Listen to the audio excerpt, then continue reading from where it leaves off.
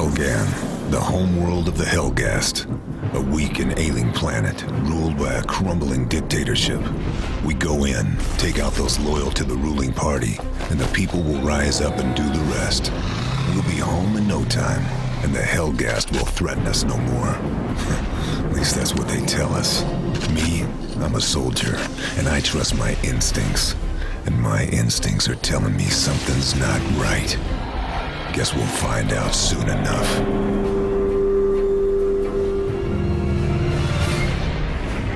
Unleash the whirlwind of our wrath! Our guns never tire, and we have beaten back the foe!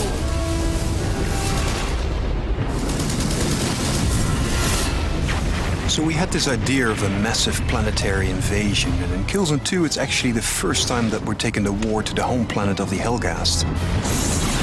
You're outgunned, you're outnumbered, and the notion is that you never quite feel safe. In Killzone 2, the theater of war and the feeling of war is really all around you. It's the ISA battlecruisers in the sky that remind you of the epic war that you're fighting on the planet, but it's also the small things like walking around Helgen planet. And we try to really entrench this feeling of war in all the different elements. Immersion for Killzone 2 is really important for us. So we removed all the distractions, such as the HUD, for example, which always sits in between the player and the actual world. We wanted to make the player feel vulnerable, so we have a lot of things going on that make him feel that he's really there. Another thing we try to do is make the player feel physically connected to the world. There is this valve that you can turn, and you use the 6-axis controller. That really makes the player feel more immersed.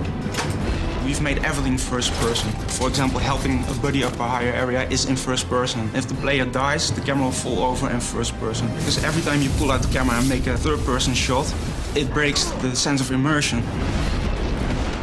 The PlayStation 3 has allowed us to do much more complex things with the AI in Killzone 2. The Helghast will respond much more to the player's actions. They will jump over obstacles and hide behind cover.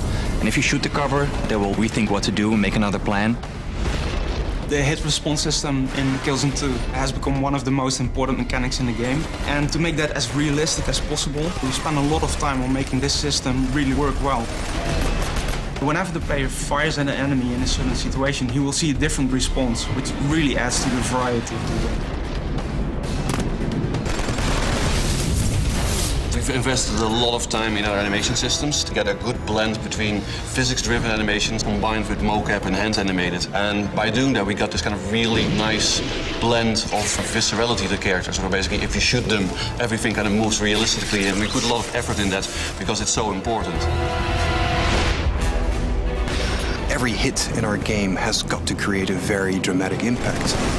You see that in the environments through loads of destructibility, but also on the characters. There's a lot of variety in how your enemies react to your bullets, and that, to us, creates a very unique and innovative gameplay experience.